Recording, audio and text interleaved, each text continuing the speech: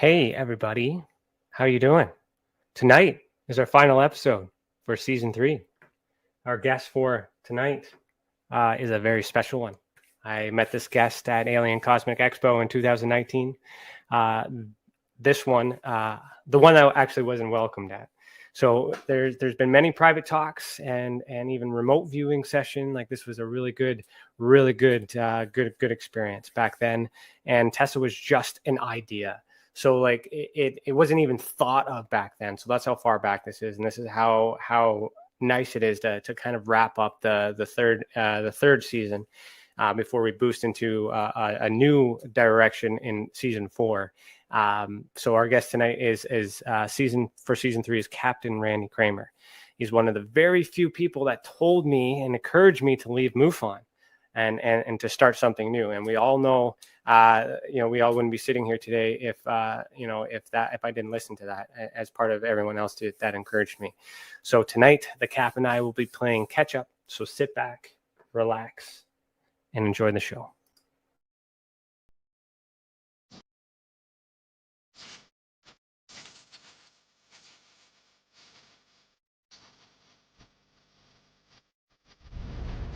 This is Lady Anne, owner of Cape Canal Radio and hostess of the Caribbean Library of Lore, and I support Tessa. As an experiencer myself, I have filed my own reports with them, and the professionalism and heart they have shown my case goes above and beyond. If you have had experience, I cannot recommend Tessa enough. Hi, this is Ernie Hudson, Winston's Admiral from Ghostbusters. I want to let you know that Brian Stacy, he's created the Experiencer Support Association, TESA. You can check them out at www.tesacan.org. Now, they investigate paranormal, UFO, and provide support to experiencers. You can check them out at, like I said, www.tesacan.org and see for yourself if they're really Ghostbusters. I can tell you this. They are a non-profit organization. Good luck. Have fun. And keep on this.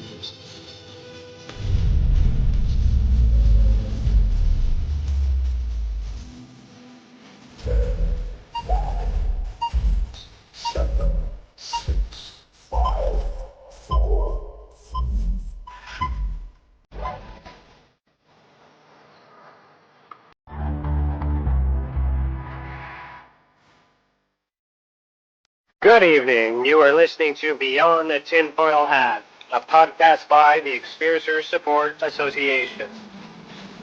Tessa is a UFO, paranormal, and paracryptid investigation association.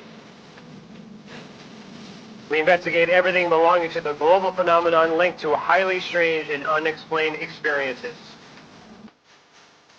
We also connect experiencers with other experiencers, creating a safe, positive environment to engage and discuss this phenomenon without judgment, criticism, or retribution.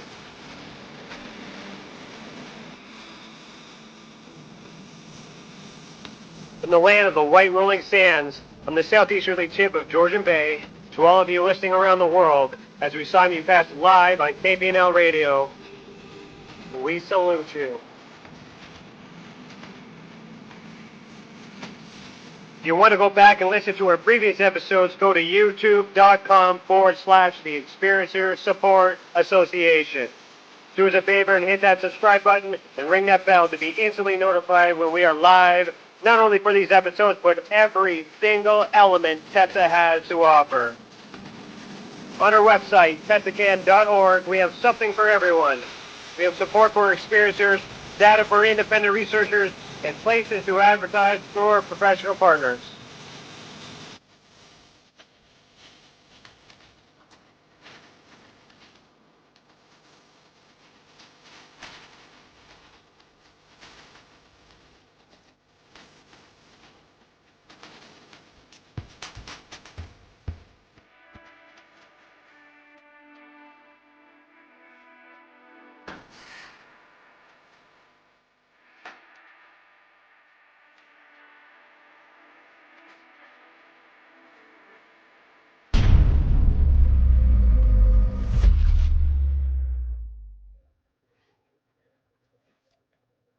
Hello, everybody. Today is Thursday, November 25th, and I, Ryan Stacy, am your host this evening. I'm a licensed private investigator, citizen journalist, and the director of investigations for the Experiencers Support Association.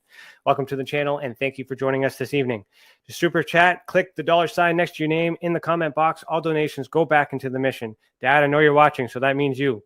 If you're catching this on the replay, please consider becoming a member and unlock bonus content, including behind the scenes and extended footage on new project developments and investigations. Just click the big blue button that says join.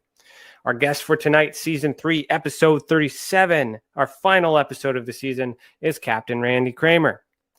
Since the United States Marine Corps Special Section Command considers the weakening of the United States economy and the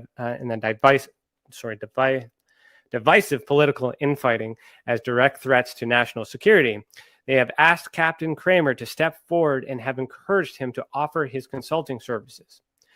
He was asked to assist his countrymen and the world in making adjustments for better future technologies and restoring legal and executive authority over all covert programs or risk further weakening of the U.S. economic social structure. Captain Cramer has been asked to speak more openly to the public and civic bodies on exopolitics. Having spent a 30-year tour on duty with the Earth Defense Force, his observations on tactical analysis of this subject stems from more than 2 decades of objective and rational experiences. According to Captain Cramer, his discipline and mental powers began early by meditating daily at age 10. The practice prepared him for the shock and realization that something had altered his memories and that his symptoms of PTSD were from terrors he never expected. Many years of deep introspective work and working with many wonderful, caring, and gifted healers in various fields eventually led to a full recovery of all his memories, which he validated after pursuing his personal files from his chain of command. But unfortunately, to no avail, those files have yet to been recovered. After discussions with a brigadier general, it was suggested to go forward without that paperwork. Today, Captain Cramer brings his 30 years of knowledge and experience from a USAP, which is Unacknowledged Special Access Program, that no one has ever heard of until recently. Captain Cramer believes we should all share in the fruits of our tax dollars, in the labors of employees on the government's dollars, which is our dollar. We should all have a future we can look forward to, not just a pretty one for some, but all the people of this living and conscious planet. So, Randy, put on your tinfoil hat. How you doing? Can you hear me?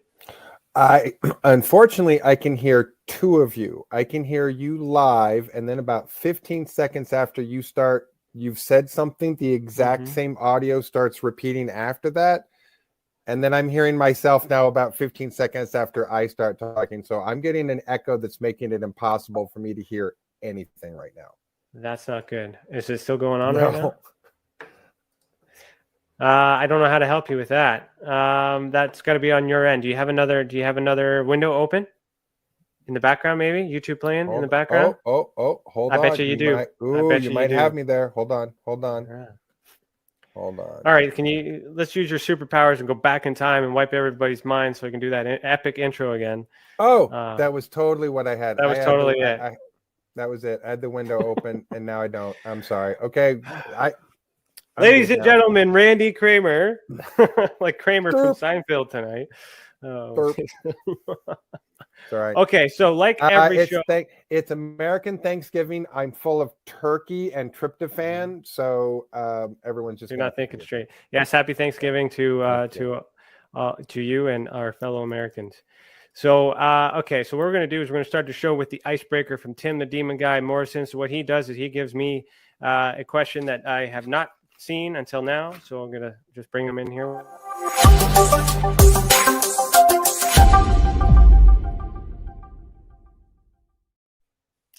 All right, so you can find Tim the Demon Guy Morrison on Facebook as well as Twitter. And his icebreaker for tonight is, what cartoon world do you wish you could live in for a week? Good question. That's actually a really good question. I'd have to say Rick and Morty as long as I had a portal gun. Somehow I had a feeling you were going to say something like that. The most like real life. Actually, it's the most like real life if I'm going to go there. But I would have to say if I could have a portal gun, then I'd be stoked. I'd be that. I'm just trying to think. I haven't seen much of Rick and Morty. Oh, I do like it. I am dabbling. Well, it's not unavailable on. I gotta subscribe to another streaming service to subscribe to another streaming service in order to see it. So I just haven't acquired it yet. But I know we've seen a couple episodes. It's great.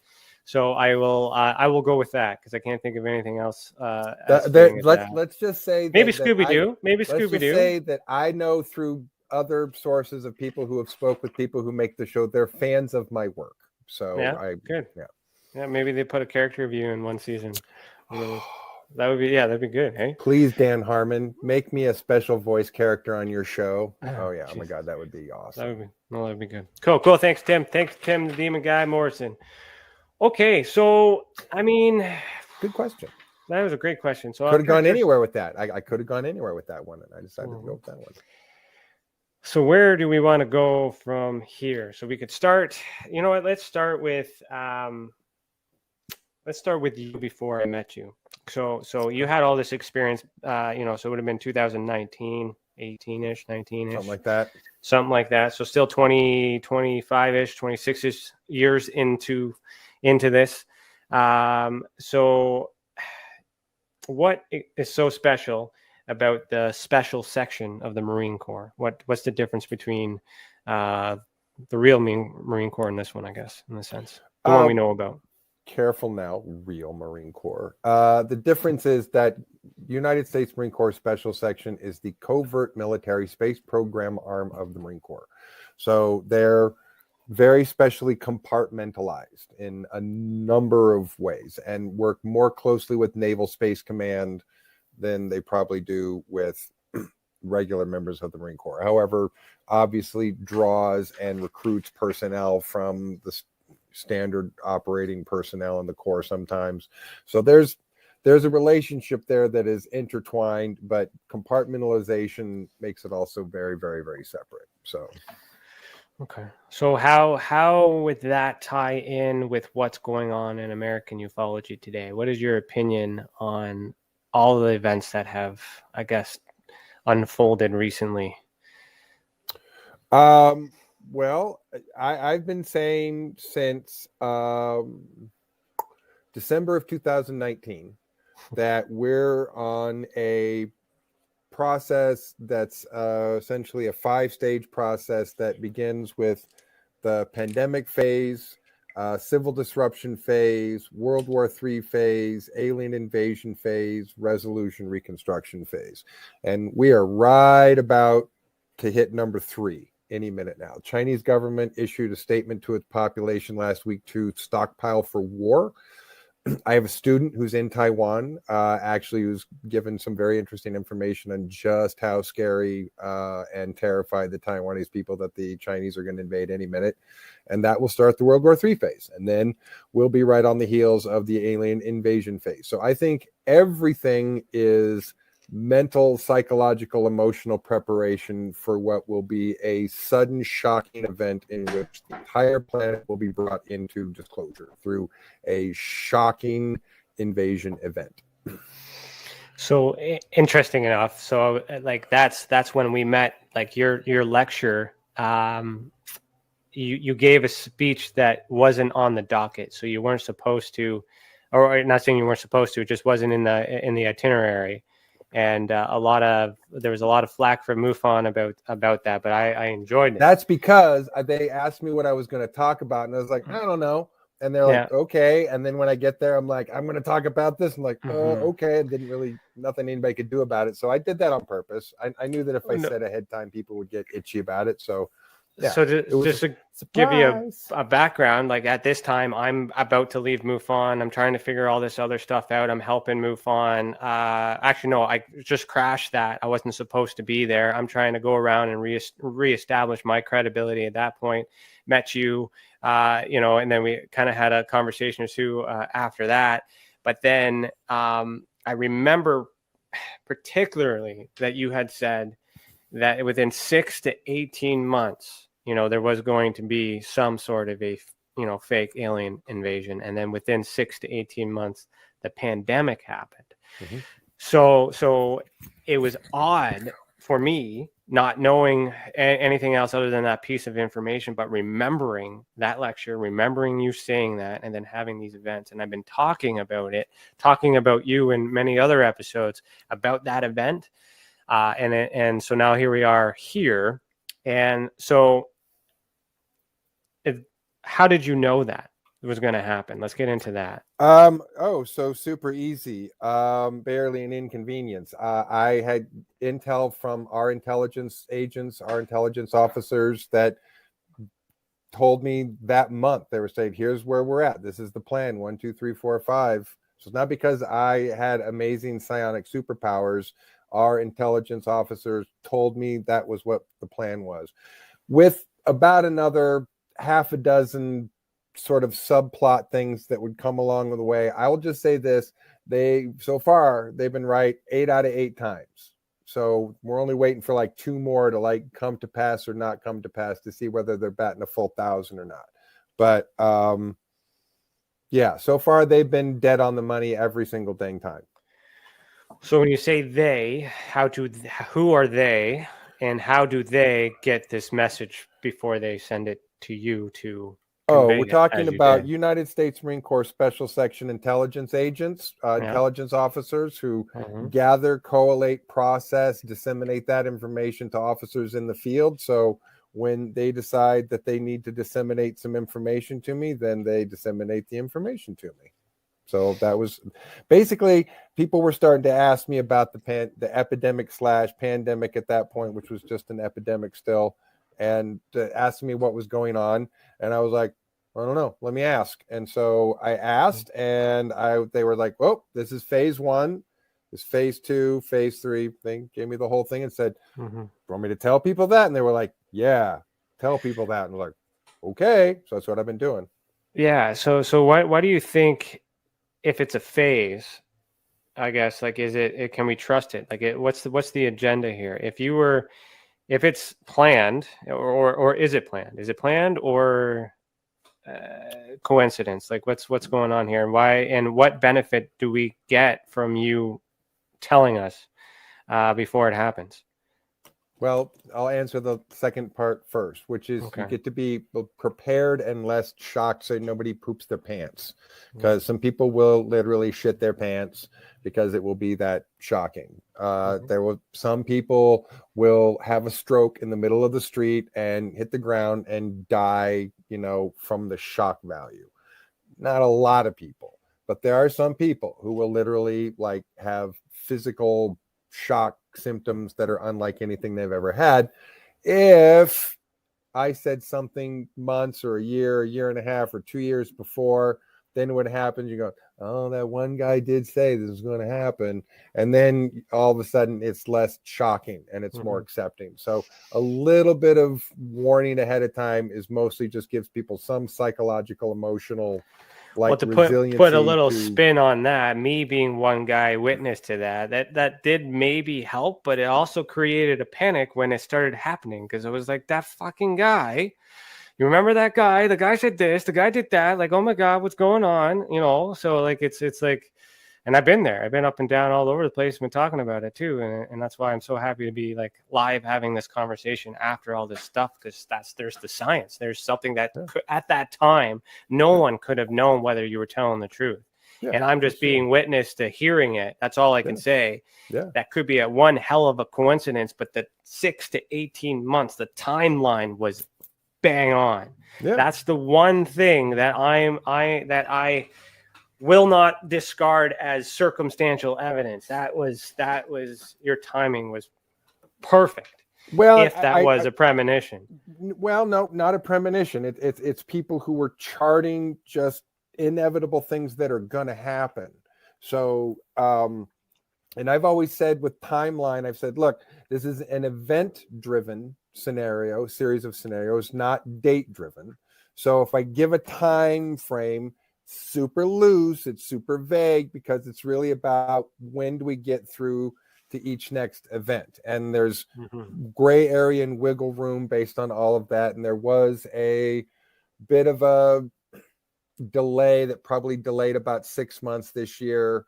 Some Galactic Senate subcommittee wanted to come and ask a bunch of questions, and that kind of put things on hold maybe for 4, 5, 6 months. So, but I think we're pretty much back on track at this point to whatever the regular event's supposed to be. Now, to answer the first part of the question, this is the hard part. Yeah. For people to really necessarily wrap their head around, because it's not simple. There's no simple answer to how this works. It's not a false flag. That's not what this is. Doesn't necessarily mean that it's an actual, for real, legit, no other possible questions need to be asked, just straight up invasion. That's not the answer either. It's neither of those things.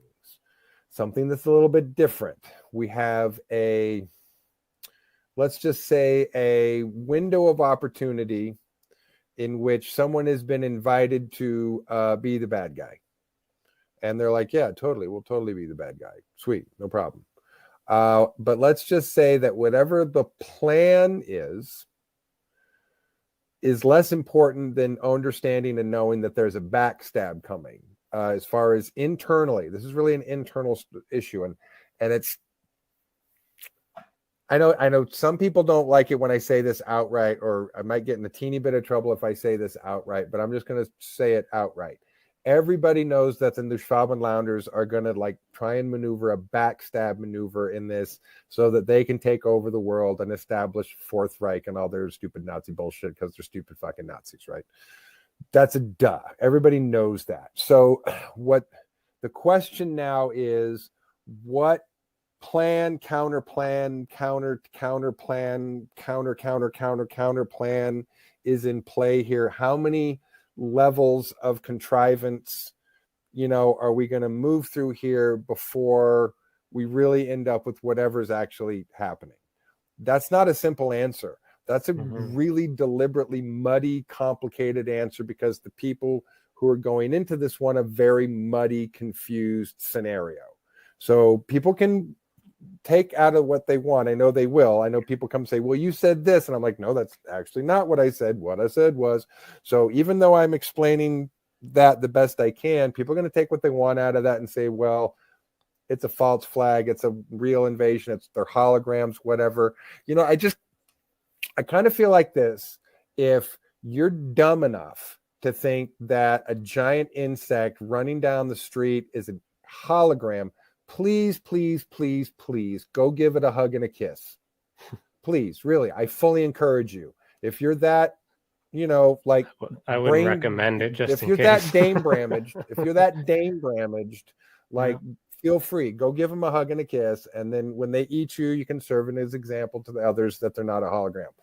So, and the amount of propaganda and confusion that's being fed into the community right now is absolute, up to here. I would say that 90%, maybe more, of the quote unquote, information floating around the community on who's who, what's happening, who's going to do what, who's going to intervene, who's not, who's going to do this, who's in charge, who's really in charge, who's not in charge, who's going to be in favor of this person and who's behind this person. It's all bullshit. It's 99, almost somewhere between 90 and 95% psychological operation, mostly from the Russians and the Chinese, to divide and conquer Western civilization and the Western powers. So that's a whole nother political conversation, social sort of political conversation, that anybody who thinks that us fighting amongst ourselves does anything other than embolden China, Russia, Iran, and other countries who see us as weak and see the rest of the Western world as weak because we're fighting amongst ourselves. People who don't understand that need to think about it, that the more we fight amongst ourselves, the weaker it makes us and the easier it makes for the Chinese to take Taiwan and Russia to take Ukraine and attack Alaska and Iran to attack Israel, and us to be able to do nothing about it because we're too busy fighting amongst ourselves, fighting a civil war. So, the Schwabenlanders, it's just the fucking Nazis, as always. It's always fucking Nazis, and it still is. So as whatever we know about that, because I'm telling you what we know, none of that's going to matter. Like none of what we know matters. It's all going to happen. And then someone's going to stab someone in the back who's going to stab someone else. And it's going to be a clusterfuck. And then when the smoke clears, hopefully not too many people will be dead. That's really, really what we're hoping for, is minimum losses and minimum casualties at this point. So, okay, let's take a step back because I want to break that down a bit. But there's two questions that Chantel you were putting up for me. Let me go with Hairless first. Randy, how does the current woke mob agenda infecting society fit into these events? That's political psychological operation for you to phrase it that way or frame it that way. People who think it's about sides, people who think that one side is somehow self-righteous and correct and truthful, and the other side is completely confused and satanic and demonic, that is all bullshit. It is all complete and total bullshit. We have a middle that has shrunk. We have extremes on both sides that are dangerous. The right-wing extremists, far more dangerous than any leftist extremist that we have in this country. I've been embedded with both. Trust me. But it's all bullshit. It's all extremist bullshit to try and label the other person as the cause of the problem when extremism on both sides is the problem. We either have to come back to the center and work with each other and cooperate and have little disagreements, or we can go to civil war and fight two very wrong extremes. Both extremes are wrong. Neither of them are correct. Neither of them are correct to fully blame the other one for all of the problems. They are both wrong. That's that simple. Okay. And then Melmac says, if you needed to put a crew together tomorrow, what skills do you think would be needed the most? So I guess Mel's a prepper. So how do we... Let's make sure you have a flamethrower guy. Yeah. Flamethrowers are legal in all 50 states in the U.S. They're only regulated in 2. You can get one napalm flamethrower for about $1,000 that shoots 45 feet. You want one that shoots 125 feet. They're about $3,000. But I don't know what you have to look up what the rules in Canada are, but I think everyone should have a flamethrower.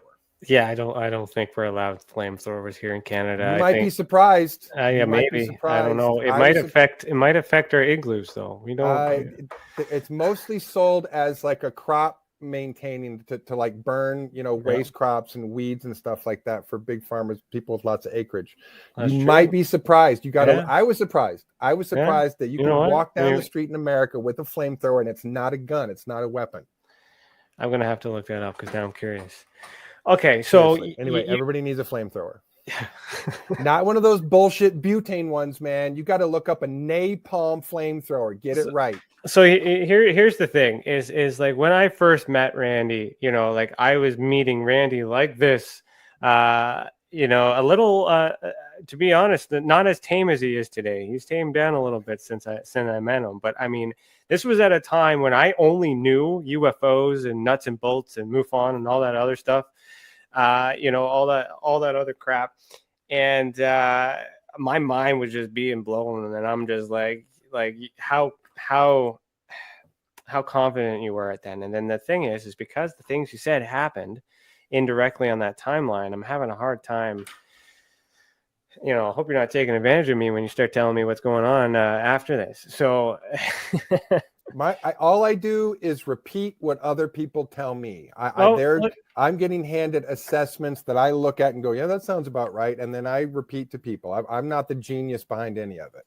So Priscilla says flamethrower is added to the cart, and Cece says LMAO turns out they are legal in Canada. What the fuck? I'm telling you, man. Yeah. Well, hey, you never know. Okay, so you say it's not a false flag, and it's not a direct invasion. Yep.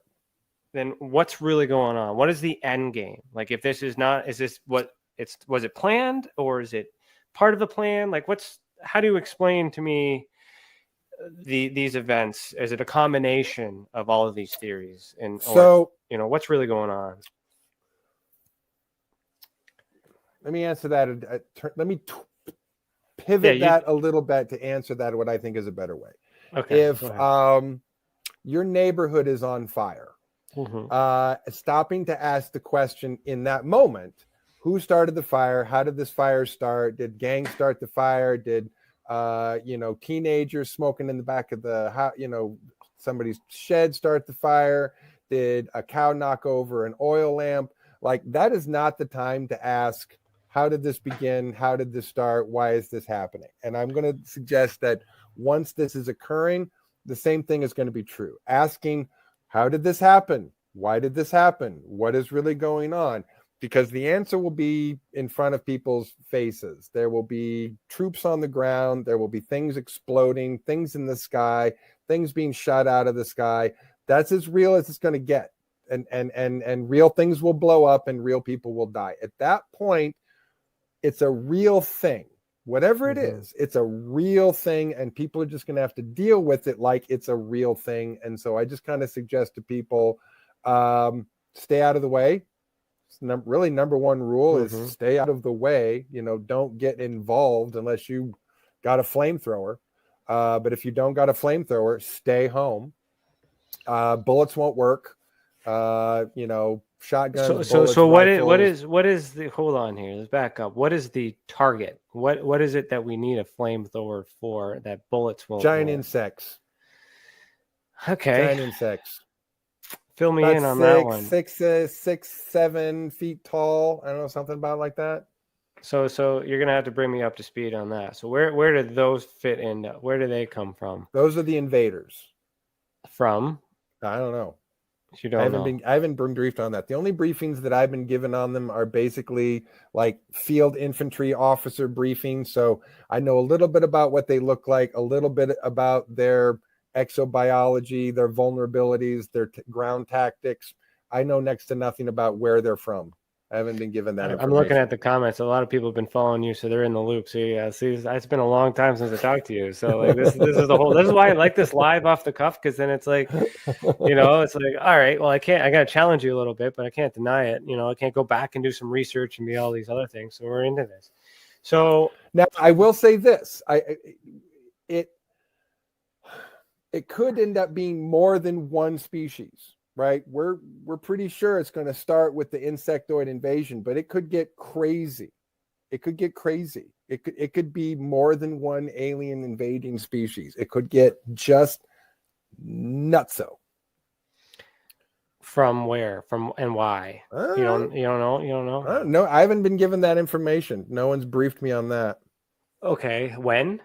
Again, anytime after the World War III phase starts, which could be any minute now, because China's probably going to invade Taiwan any minute now. And when I say any minute, realistically, that could literally be any time. Since the Chinese just told their people to stockpile for war, you presume that they want to give their people a certain amount of time to stockpile, but that could be 30, 60, 90 days before they're like, okay, everyone's had time to stockpile. So I'd say anytime, 1, 2, 3, 4, 5, 6 months. I'd be surprised if it was more than 6 months. I'd be surprised if it drags past 3 or 4, but we could be looking at 1 to 6 months. All right, there's another timeline. I'm writing that down. You were right on the first one. Let's see if you're right on this one. Yeah. Okay, so where we got to go down this rabbit hole. Where does the vaccine come and play with all this? What's all that? Well, vaccines save lives, and seatbelts save lives, and life vests save lives, and helmets save lives, and so do vaccines. So again, this is classic psychological operation from the Russians and the Chinese to divide and conquer Western civilization. The only countries that are arguing about this are the Western countries that have been propagandized by the Russian and Chinese propaganda, telling you that there's microchips in the vaccine, or that the vaccine has virus in it, or some other kind of propaganda that's not true. Vaccines save lives. People who don't want to get vaccinated are likely to get very sick and die from the mutations that are coming, have long-term health effects. People who get vaccinated are going to be more likely to be okay. And the mutations and the variants are only going to get worse. They're not getting better.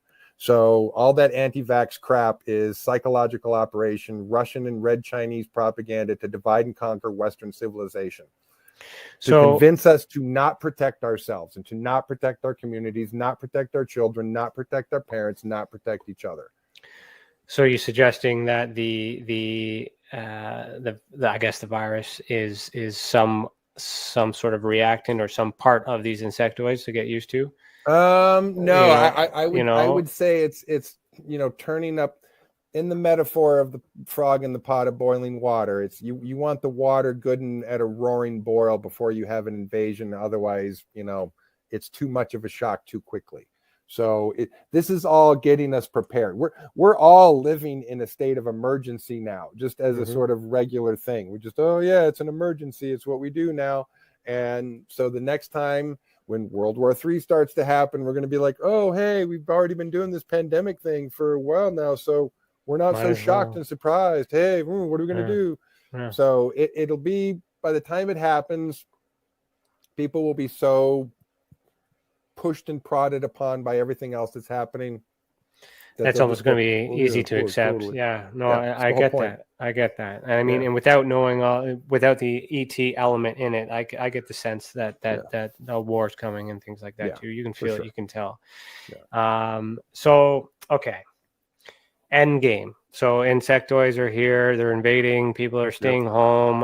They may or may not have a flamethrower. They may or may not have the vaccination. I know all those things don't matter right now. Yep. Decisions have been made. Some people know this. Some people don't.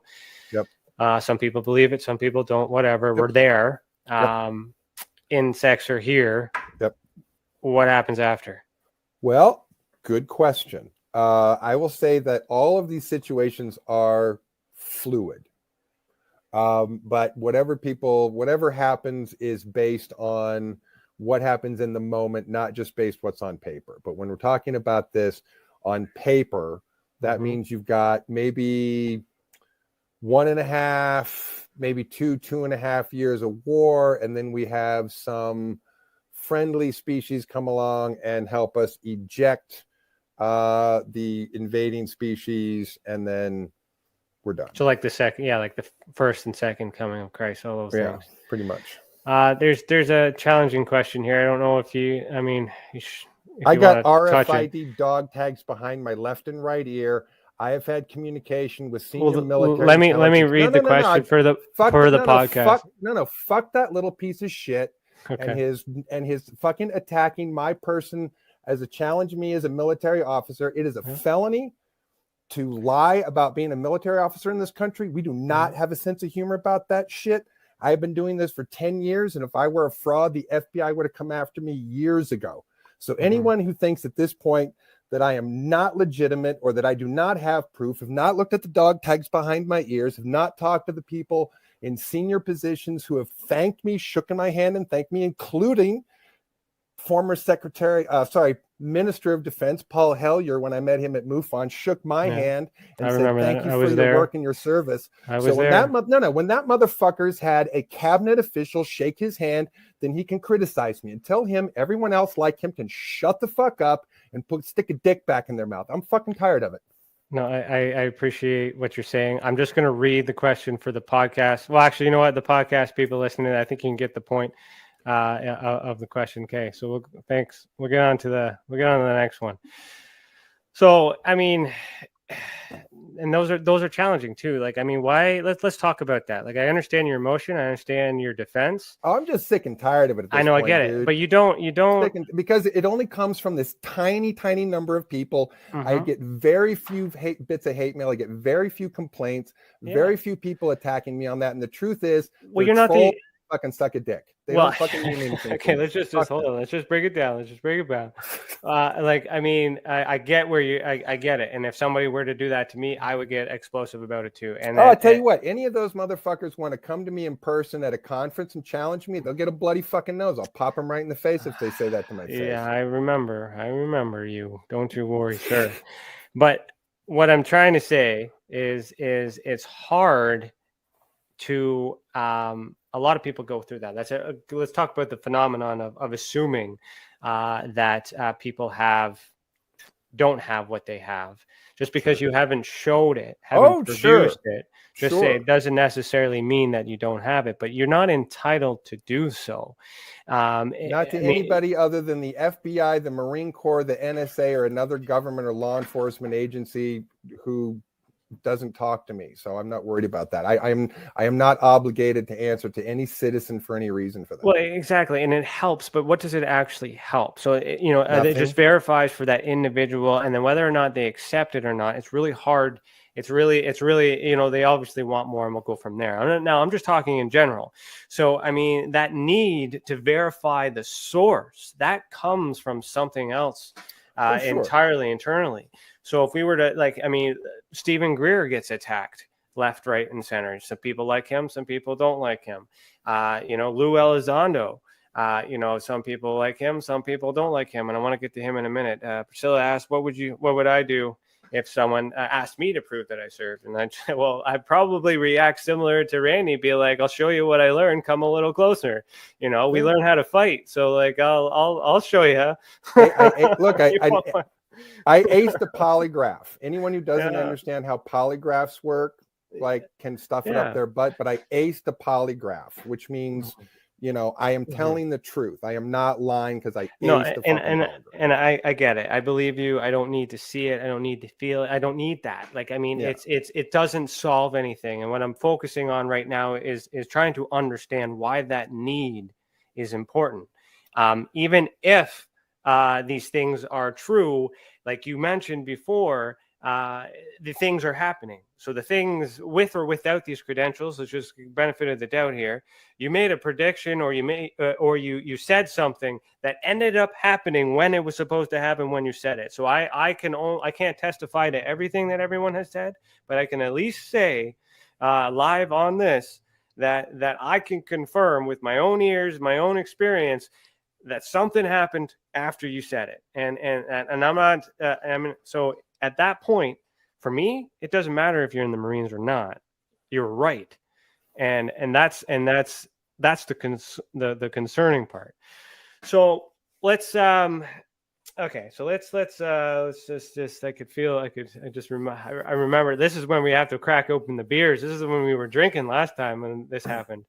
You know, and then so yes, I remember Paul Hellyer. Let's go back to that. I'll give you some reinforcement. I was there. I seen them. I met Paul Hellyer. God rest his soul. Oh, he passed away this year. Yeah, rest his soul. like, I mean, it was the people, like, you have a lot of fans. We have a lot of supporters. This is a lot of controversial stuff. Whether or not we can prove you have credentials or not, we still can't prove about the insectoids, and they're willing to believe that too. So, I mean, there's a whole bunch of things all over the place. Well, let me answer to this psychological question first of all, which is whether or not people actually want proof when they're asking for it. And I don't know that they actually do. What I think I have come to understand is that people have way more confirmation bias and cognitive dissonance about what they want. So when they really are asking for proof, they're just asking you to prove that what they already believe to be true or not true is true or not true. Or they will believe what they want to believe, not believe what they don't want to believe. And often evidence or proof really only affects a tiny number of critical thinkers, which in my experience is a tiny percentage of this community of people who are critical thinkers. Most of the people in the community are believers or disbelievers of one thing or another. So I actually think, as much as I believe in critical thinking and think we should be about critical thinking, sadly, the truth is most of the people who are out there are not critical thinkers, and they're not asking questions because they want proof. They are asking questions because they want someone to confirm what they already believe to be true. So I get that. And Stephen, I see the rest of your comments. So I'm gonna say something to that effect, but I'm gonna frame it a little bit differently, and hopefully this goes a little bit better, because I want to give you the opportunity to ask your questions and fair, but I want to give Randy the opportunity to not be victimized if this is something that he's been a subject to for a long time. He is an experiencer as well. I mean, this is, you know, there's that element. So, I mean, I get where you're coming from. It's here. I'm not entertaining it, not because it's just because I just want to control the conversation a little bit better here. Oh, sure. So if we talk about Lou Elizondo, for an example, okay, sure. I want to frame this a little bit, but I need to know your opinion on him and the things he's done and where he's at right now. So give me up to speed with your opinion on Lou and what he's sure. I know very little about him other than what I've seen in the public sphere, what I've seen a couple of interviews that he's done with some folks in which I felt the answers to the questions that he gave were good answers. The information that he provided to the people asking questions was good. And in some cases, he provided what was even more necessary, unsolicited answers to question than what was being asked to him. So what I have seen of him being interviewed, he does a pretty good job of a guy being interviewed for whatever information he's supposed to be disseminating. Beyond that, I know nothing about his background. I know nothing about his record. I haven't bothered to ask anybody any questions because, to be honest, it doesn't matter to me. And whatever his job is and whatever he's doing and whatever information that he has leaked out, brought forward, to be honest, it doesn't matter to me whether he served, where he did what job he said he did, or whether he's, from a different department and they want to say, no, say he did this or say he did that. None of that matters to me because so that's where I was kind of leading. I don't think into. that affects the credibility of the information. I think the information is sort of stands in its own credibility. But beyond that, I don't know anything about him. So I really wouldn't know how to say he's a great guy or he's a terrible person. So what I was going to kind of frame into is that he's a guy that had credentials challenged, and then he hasn't provided everything that's been asked for, but he happened to get something to reinforce and put him in place to certain areas within the task force he claims to be a part of. So there's some evidence of his existence in that, but not everything you need. Now, without that evidence, some people still believe him. So that's kind of where I'm framing on, is just to use him as another example who may or may not be in the military, is putting out a message, may have been told in the same way in a different department for a different reason because of this plan. That element doesn't matter unless you're not telling the truth. And that would be important to use as evidence to support that, but unfortunately, we can't disprove you either or him until we get confirmation, until we get disclosure. So there's a lot of this emotion and this strength and all this anger and stuff that's coming through in this high school drama, which I'm involved in too because I see it and I'm trying to help, and I'm hoping I'm mediating right now because I'm talking to Stephen as well to say that like we got to focus on the facts, we got to focus on the events, and we got to think about the future. So whether or not we get invaded by aliens or insectoids or anything like that in the future, okay, that's yet to be proven. That's something that very well could be happened. It's very specific. So let's talk about the idea of an invasion by aliens. So at the expo, another thing that you had said is that it was going to be a fake alien invasion. So which has anything changed? Yeah, no. This is one of those. No. That's a fair question, fair thing to point out that I said that, and what I've had to revise and say. Look, at that time, I was instructed to say it that way. We are now at the point where I can say, not really fake. That's really not the answer that we want to give. That was more of a let's not panic about this way of saying it as we're kind of farther away to the lead up. As we got to a closer point, my brigadier and I continued to have conversation about this. And I was like, look, I'm feeling kind of bad that, we're framing this in a way that's not completely accurate. And he's like, oh yeah. He's like, change that. He's like, that was sort of the early soft way that we wanted to say this. And now we're choosing to be more clear about the information as we have it. And people can just have to understand that as a PR officer, my job is to disseminate information in classified and declassified talking points that I'm allowed to talk about certain events with. So that was what was given to me as far as here's what we have to say, here's how we have to frame it. And I had to go, all right, I guess we'll just correct that later. And so now we're at the point where we get to correct that part and say, it's not fake. There may be some orchestration. I got to use air quotes there, but it's just more complicated than that. It's just a much, much more complicated scenario. And I think when it's happening, it's going to be as real as anything needs to be, and people don't need to worry about asking themselves those questions. They just need to deal with what's happening, because none of those answers to those questions ultimately matter. They just don't. Well, and lots have changed. That's the other thing too. Like, I mean, I totally understand that. So even if the prime directive at that time, or the, and I'm not using that in the right context, but like the initial task that you completed as it was given to you, things change, the world changes, and then information changes, and then that's another issue with this information thing over years and things like that. How I might piss somebody off one day in the future, and then they might go back to a video that I've done and said, back in such and such time you said this, and then you didn't do this, and blah blah blah, and that could be a shitstorm one day. But I acknowledge the intent and the time that was spent in order to associate all those facts, but there's pain in that. There's so the root of it all is people are afraid of this being possible.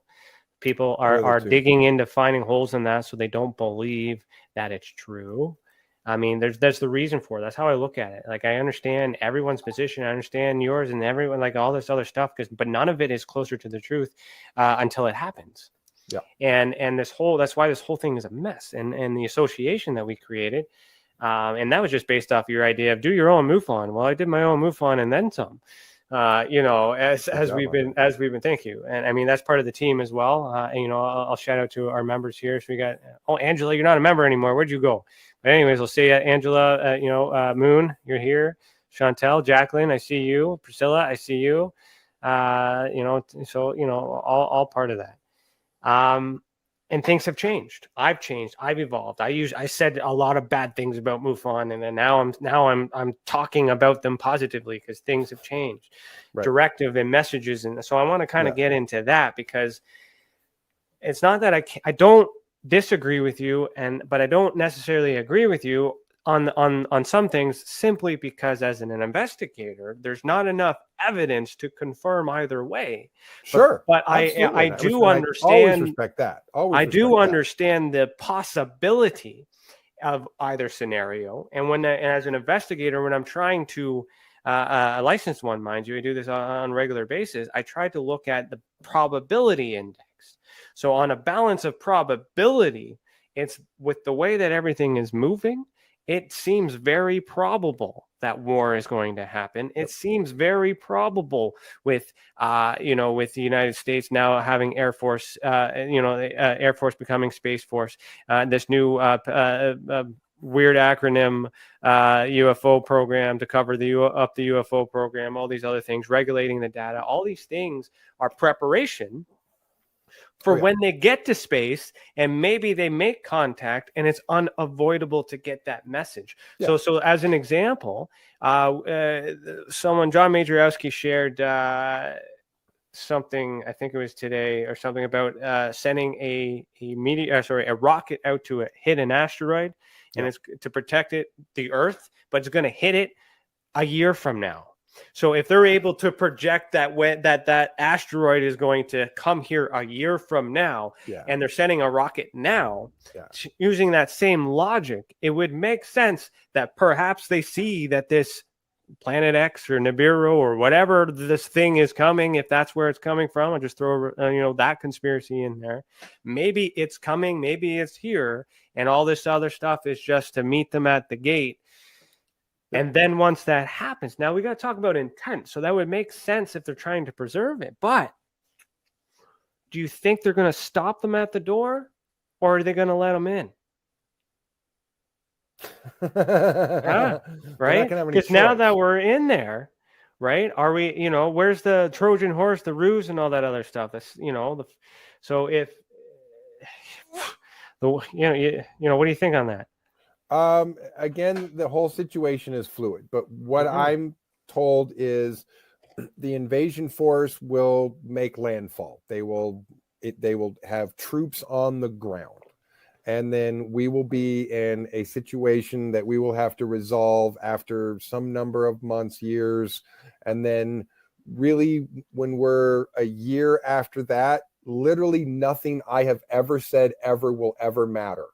Because we will be having completely different conversations about the information that we have, the factual admitted information that we have. Nothing that I or anybody has ever said vaguely will ever matter because of the conversations that we're having then. So are you the only one that's been given this directive? Are you the only one in the world that's spreading this No, I message? mean, not the only one in the world. I am in a unique position in the sense that most people who come out and say things, who don't get assassinated and or commit suicide in a motel somewhere, are because a person in their chain of command said, we would like you to, go be a quote unquote whistleblower. There are a number of people who have been doing that for decades.